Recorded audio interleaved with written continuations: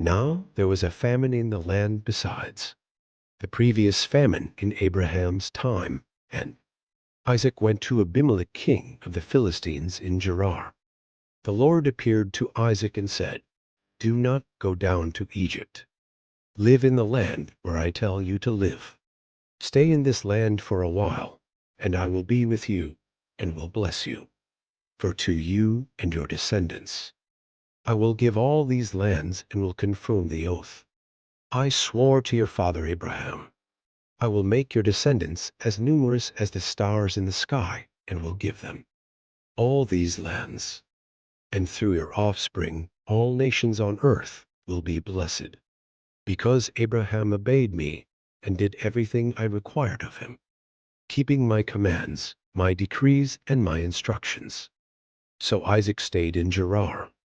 When the men of that place asked him about his wife, he said, "She is my sister," because he was afraid to say, "She is my wife." He thought, "The men of this place might kill me on account of Rebekah, because she is beautiful."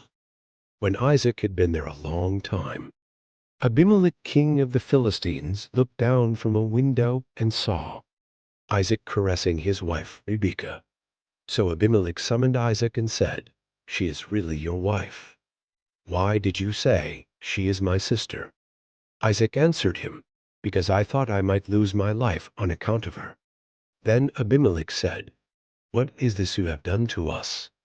One of the men might well have slept with your wife, and you would have brought guilt upon us." So Abimelek gave orders to all the people, "Anyone who harms this man or his wife shall surely be put to death." Isaac planted crops in that land, and the same year reaped 100-fold, because the Lord blessed him. The man became rich, and his wealth continued to grow until he became very wealthy. He had so many flocks and herds and servants that the Philistines envied him. So all the wells that his father's servants had dug in the time of his father Abraham, the Philistines stopped up, filling them with earth. Then Abimelek said to Isaac, "Move away from us. You have become too powerful for us." So Isaac moved away from there and encamped in the valley of Gerar, where he settled. Isaac reopened the wells that had been dug in the time of his father Abraham, which the Philistines had stopped up after Abraham died, and he gave them the same names his father had given them. Isaac's servants dug in the valley and discovered a well of fresh water there. But the herders of Gerar quarreled with those of Isaac and said, "The water is ours." So he named the well Esek, because they disputed with him. Then they dug another well, but they quarreled over that one also. So he named it Sidna. He moved on from there and dug another well, and no one quarreled over it. He named it Rehoboth, saying, "Now the Lord has given us room, and we will flourish in the land." From there he went up to Beersheba. That night the Lord appeared to him and said, "I am the God of your father Abraham. Do not be afraid, for I am with you. I will bless you, and will increase the number of your descendants for the sake of my servant Abraham." Isaac built an altar there, and called on the name of the Lord. There he pitched his tent, and there his servants dug a well.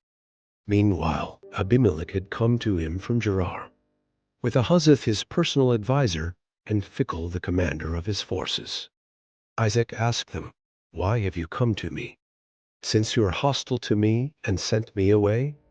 They answered, "We saw clearly that the Lord was with you. So we said, there ought to be a sworn agreement between us and you.